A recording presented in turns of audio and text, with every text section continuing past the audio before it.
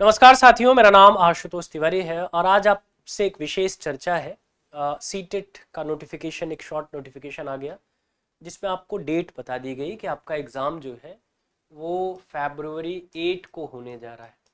ठीक है ना, 8 फरवरी को आपका एग्ज़ाम होगा सीटेट का। इस वर्ष सीटेट का एक लंबा इंतज़ार चला। जून वाले सीटेट का, जून जुलाई में ये था कि सीटेट होगा, नहीं हो पाया। फिर उसके बाद ये था कि दिसंबर वाला सीटेट हो पाएगा कि नहीं हो पाएगा, बहुत सारी चीज़ें दिमाग में चल रही थी। और फिर फाइनली एक नोटिफिकेशन आ गया जिसमें बताया गया कि 8 फरवरी को एग्ज़ाम सीटेट का होगा, पेपर 1 पेपर 2 के लिए। अब जब उन्होंने पेपर 1 पेपर 2 कहा तो एक संभावना तो समाप्त हो गई। वो एक संभावना क्या समाप्त हो गई कि इस बार चर्चा थी कि पेपर 1 पेपर 2 के साथ, पेपर 1 और पेपर 2 के साथ पेपर 3 भी होना था। ऐसी चर्चा थी क्योंकि इनकी मीटिंग में ये बात निकल के आई थी। लेकिन उन्होंने पेपर 1 पेपर 2 कहा तो ये समस्या समाप्त हो गई। पेपर 1 पेपर 2 के लिए ही होगा, यानी ट्रेडिशनल तरीके से, जिस तरीके से हो रहा था उसी तरीके से होगा। दूसरा, अभी तक इन्होंने जो कुछ कहा है उसमें परीक्षा के बारे में बता दिया, लेकिन सिलेबस के बारे में कोई चर्चा अभी नहीं की। एक चर्चा ये भी चल रही थी क्या सिलेबस में कुछ चेंजेस देखने को मिलेंगे, तो उसकी भी संभावना अभी तक तो जीरो है।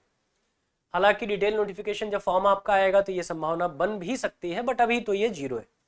और संभवतः इस बार इसी पैटर्न पर एग्जाम होगा। नेक्स्ट सीटेट से जो भी चेंजेस आपको देखने को मिलने हैं वो मिलेंगे। हमारा सवाल ये है, हमारा डिस्कशन ये है कि इसके पहले जब सीटेट एग्जाम हुए, सीटेट एग्जाम हो जाता था, आप क्वालिफाई कर जाते थे, फिर आपको अपना सर्टिफिकेट डाउनलोड करना होता था। लेकिन बहुत समस्या आ रही थी बच्चों के सामने। परीक्षा तो वो दे ले रहे थे, बाद में उनको पता चलता था कि उनके कुछ डॉक्यूमेंट्स में गड़बड़ी है, जिसकी वजह से या तो उनका रिजल्ट रोक दिया गया है या फिर उनका रिजल्ट आया बट वो डाउनलोड नहीं कर पा रहे हैं सर्टिफिकेट ना। ऐसी बहुत सारी चीज़ें आ रही हैं, जिसमें सबसे बड़ी गड़बड़ी आती है आधार कार्ड की। सबसे बड़ी गड़बड़ी आधार की आती है। अब आधार में क्या दिक्कत है, तो आधार में एक तो दिक्कत है कि नेम आपका जो आपके हाई स्कूल के सर्टिफिकेट में है, मार्कशीट में है, उससे मैच होना चाहिए। फॉर्म आप उसी से भरेंगे, ठीक है ना, अलग से कुछ आप लेके नहीं आएंगे, फॉर्म उसी के आधार पर भरेंगे।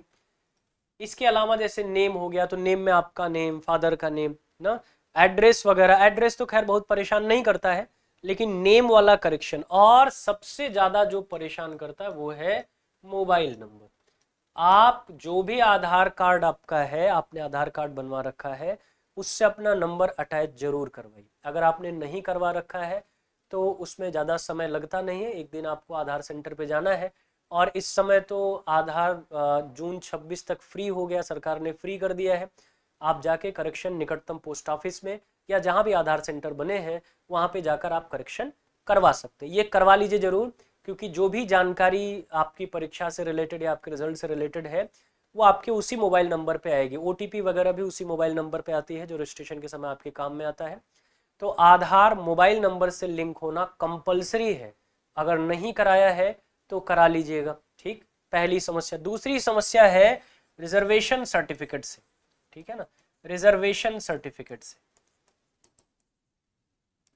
जो आप आरक्षण ले रहे हैं, अगर आप आरक्षण की कैटेगरी में आ रहे हैं तो आप जिस भी कैटेगरी से बिलोंग करते हैं उससे रिलेटेड जो सर्टिफिकेट आपके बनते हैं, कास्ट सर्टिफिकेट या रिजर्वेशन सर्टिफिकेट, वो पहले ही बनवा के रख लीजिए। क्योंकि पिछली बार ये दिक्कत आई थी, उन्होंने कहा था कि इस डेट से पहले जिनका होगा उन्हीं का मान्य होगा। एक डेट उन्होंने स्पेसिफिक डेट दे दिया था। तो हम क्यों ऐसी परिस्थिति में दोबारा फंसे। पहले ही, अभी चूंकि फॉर्म ओपन नहीं हो रहा है तो उसको पहले ही अप्लाई कर दीजिए अगर आपके पास नहीं है, और सारी डिटेल सावधानी पूर्वक भरिए, ठीक है ना, सारी डिटेल, क्योंकि अब एक एक डिटेल मैच होने लगी है। सारी डिटेल सावधानी पूर्वक भरिएगा ताकि कहीं कोई दिक्कत ना आए, ठीक है ना।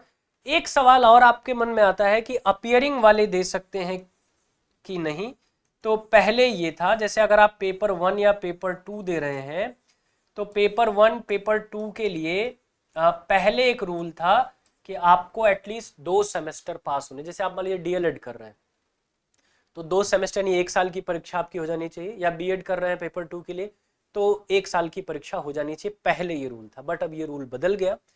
अब ये रूल है कि अगर आपने एडमिशन भी ले रखा है, मतलब आपने रजिस्ट्रेशन करा लिया है डीएलएड या बीएड में, तो आप एलिजिबल हैं, ठीक है ना, आप एलिजिबल हैं इसके लिए, इस परीक्षा के लिए, इस पात्रता परीक्षा के लिए। हाँ, इसको पास करने के बाद आप जब एग्जाम के लिए जाएंगे, अपने कॉम्पिटिटिव एग्जाम के लिए, टीचिंग एग्जाम के लिए, तो वहाँ पर आपको आपकी डिग्री कंप्लीट होनी चाहिए। लेकिन फिलहाल इस परीक्षा के लिए सीटेट के लिए आप अपियरिंग कैंडिडेट भी हैं तो आप एलिजिबल हैं, आपको कोई दिक्कत नहीं है, आप इस फॉर्म को फिल कर सकते हैं। हाँ लेकिन ये है जैसे मान लीजिए आप अपियरिंग है तो ग्रेजुएशन, 12th, हाई स्कूल जो भी आपके सर्टिफिकेट हैं उनको एक बार रीचेक कर लीजिए, कहीं कोई दिक्कत है तो उसको सही करवा लीजिए, क्योंकि लास्ट मोमेंट पे यही आपको परेशान करते हैं। और अगर आप पास हो गए हैं तो आपका डीएलएड का जो सर्टिफिकेट है या बीएड का जो सर्टिफिकेट है वो अपने पास रखिए और उसको एक बार चेक कर लीजिए, नहीं तो बाद में ये परेशान करते हैं अंतिम समय में और फिर आपको परेशान होना पड़ता है। ठीक है ना, इतनी चीजें आप जरूर कर लीजिएगा, इतनी चीजें जरूर कर लीजिए। इसके अलावा आपकी सीटेट की प्रिपरेशन को और बेहतर करने के लिए और सुचारू रूप से आगे बढ़ाने के लिए केजीएस टीचिंग टीम जो है वो आपके लिए एक बैच लेकर आ रही है, टारगेट बैच। ठीक है ना, टारगेट बैच लेकर आ रही है। इस टारगेट बैच का उद्देश्य ये है कि 8 फरवरी तक आपको इस स्तर पर प्रिपेयर कर दिया जाए कि अब इस एग्जाम में दोबारा बैठने की जरूरत आपको न पड़े, आप इस एग्जाम को पास कर लें और अपने आगे के भविष्य के बारे में आप लग जाएं, डेडिकेट हो जाएं, नौकरी के लिए डेडिकेट हो जाएं। ठीक है ना, तो ये बैच 4 नवंबर से लाइव हो रहा है। Khan global studies app download कर लीजिए और इस बैच के साथ कनेक्ट हो जाइए ताकि आपकी तैयारी को और बेहतर बनाया जा सके। बाकी मैंने जो पॉइंट्स आपके सामने रखे इन पॉइंट्स पर अपने आप को प्रिपेयर कर लीजिए, फॉर्म भरिए, इस परीक्षा को दीजिए, इस परीक्षा को पास करिए और उसके बाद बनने वाले मौकों का लाभ उठाइए। ढेर सारी शुभकामनाएं आप सभी को।